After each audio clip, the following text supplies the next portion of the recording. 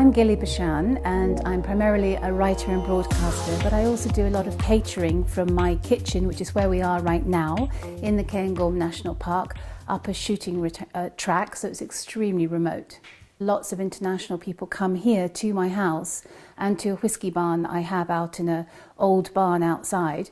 And we do a lot of foraging together, we do a lot of tasting, pairing of food, often local produce as well as forage produce with whiskey.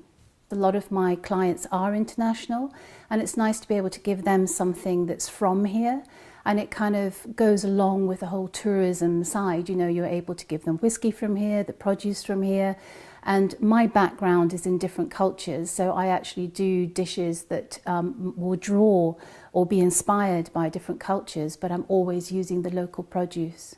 The most popular thing I do is in the spring, actually, spring and early summer, when we have wild garlic, and I pick the wild garlic leaves and steam them and then wrap the haggis within them to make a little, what's called a dolma in the Middle East or in Turkey, and you make this little package basically within these steamed garlic leaves, so the flavour goes through the haggis as well, and then I just finish them off with some ghee and mustard seeds and pop them in the oven, and people just keep popping them, they just love them. I like the idea of, you know, sort of the land to the plate, you know, using as much as I can, even if it's only in a dressing, you know, just somehow bringing the land into what we're doing.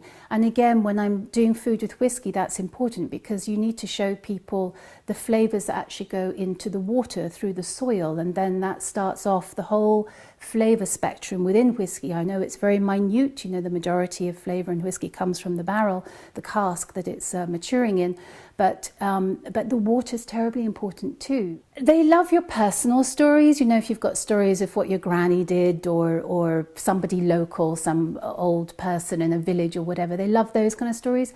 And then when it's related to whiskey, anything to do with, you know, illicit stills and smugglers and excise men, and always the sort of the crofters getting the better of the excise men, that's always a popular one.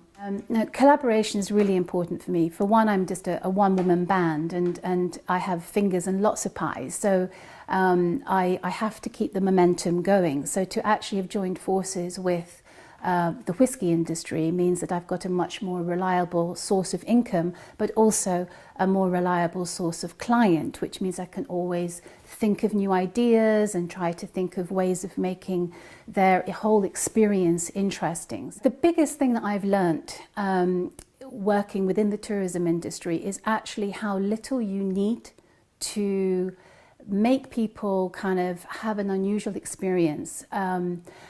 And that's been hugely important to me. I always thought I was going to have to spend a lot of money to do up a barn, to invest in all sorts of equipment, to make people happy and have an amazing experience.